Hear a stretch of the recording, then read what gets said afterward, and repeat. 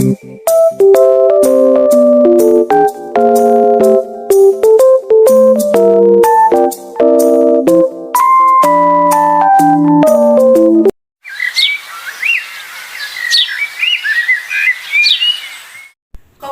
interpersonal merupakan komunikasi yang dilakukan antara pribadi yang satu dengan pribadi lainnya, di mana dalam hal ini pribadi yang satu dengan pribadi lainnya memiliki kaitan erat, yaitu dalam hal penyampaian dan juga penerimaan informasi.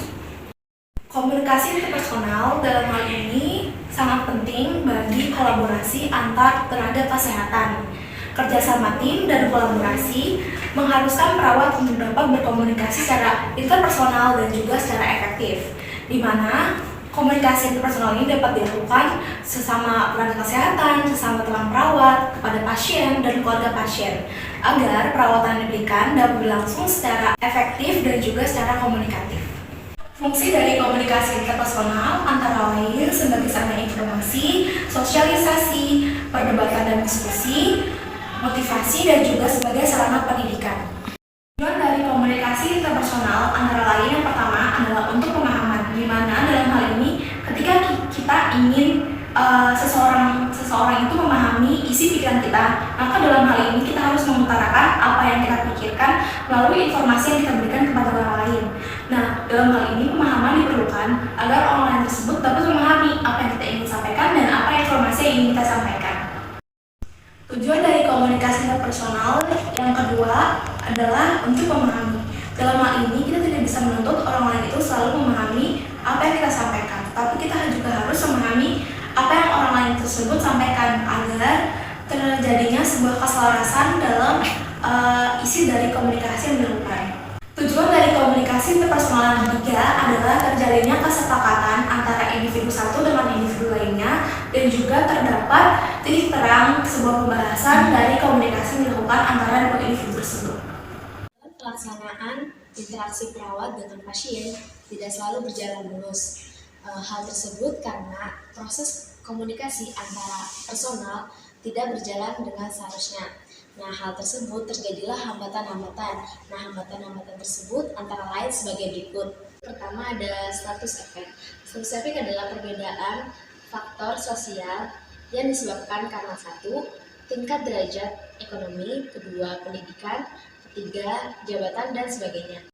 Nah, yang kedua ada semantic problem. Nah, semantic problem ini adalah faktor bahasa yang disampaikan oleh pemberi pesan kepada penerima pesan yang bagaimana jika mengalami gangguan pada faktor bahasa ini dapat mempengaruhi dan yang menimbulkan salah pengertian dalam persepsi yang disampaikan oleh pemberi pesan. Nah, yang ketiga itu ada perceptual distortion, yaitu perbedaan cara pandang, cara berpikir dalam pemahaman antar personal. Terus yang keempat itu ada cultural difference. Cultural difference adalah perbedaan kultur atau kebudayaan dalam dua kebudayaan yang berbeda. Kemudian yang kelima adalah physical distraction. Physical distraction ini adalah gangguan lingkungan, contohnya seperti kegaduhan dan kebisingan. Nah, yang keenam itu ada gangguannya disebabkan oleh media yang digunakan untuk melancarkan komunikasi. Contohnya itu telepon. Telepon biasanya itu terdapat gangguan susah sinyal, sehingga penerima tidak dapat menangkap dengan jelas apa yang disampaikan oleh pemberi pesan. Kemudian yang terakhir itu tidak adanya feedback yang diberikan pada si penerima pesan terhadap si pemberi pesan, sehingga terjadinya miskomunikasi atau misunderstand yang disampaikan atau yang diterima. Siang Bu, ada apa? Ada yang bisa saya bantu? Saya mau periksa keadaan saya, Sus. Oh, mau periksa kesehatan Ibu ya? Iya. Ibu bisa langsung ke ruangan saja. Dari sini Ibu silakan lurus dan nanti ada perawat yang berjaga di depan ruangan ya Bu. Baik, Sus. Ya, Masuk. sama-sama. Sus, bertanya ruangannya di mana ya? Dengan Ibu siapa ya? Oh, silakan Bu masuk sini. Terima kasih. Pagi Dok, ini ada pasien Sus.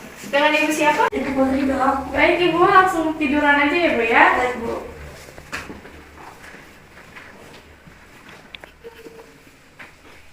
Cek tensinya dulu ya Bu. Baik, Dok.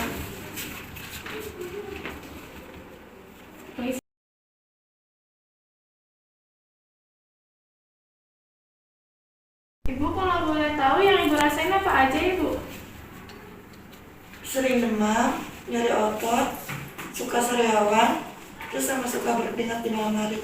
Suka berkeringat di malam hari. Sariawannya banyak nggak, Bu? Banyak. Banyak ya? Ya udah, saya tensi dulu ya, Bu ya.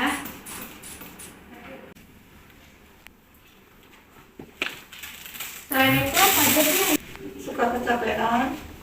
Udah udah capek? Heeh. Oke. Ibu, saya cek dulu ya, Bu ya. Permisi. Ibu, bagaimana dengan keadaan istri saya?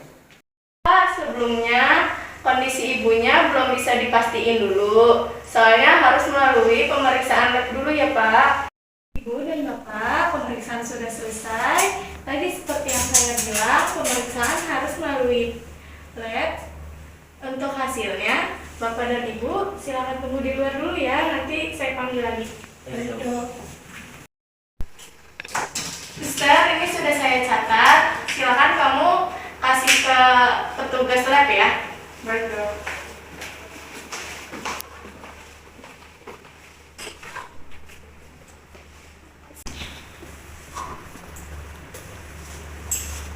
Kak, ini ada hasil pemeriksaan dari Dokter Nanda atas nama Putri. Oke, baik.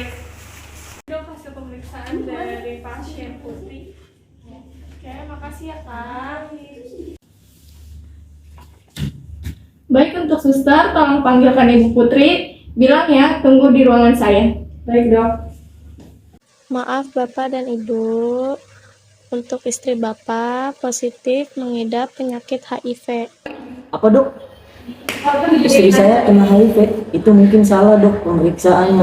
Coba diulangi lagi pemeriksaannya. Istri saya nggak mungkin kena HIV. Maaf Bapak dan Ibu, memang keadaan ini sulit diterima. Tapi hasil pemeriksaan lab memang sudah akurat. Jadi mohon dimengerti ya. Baik ibu, kamu harus sabar ya sama keadaan. Kamu bisa kena HIV sih? Ibu, Bapak, untuk obatnya bisa diambil di apotek ya. Baik, terima kasih sus. Ayo, mari. Kak, saya mau ambil obat sama Putri. Ibu Putri ya? Iya, sebentar ya Bu. Baik Ibu, ini obatnya dapat diminum sesudah makan 3 kali sehari. Lalu ini ada vitaminnya, diminum 2 kali sehari sesudah makan. Sebentar ya.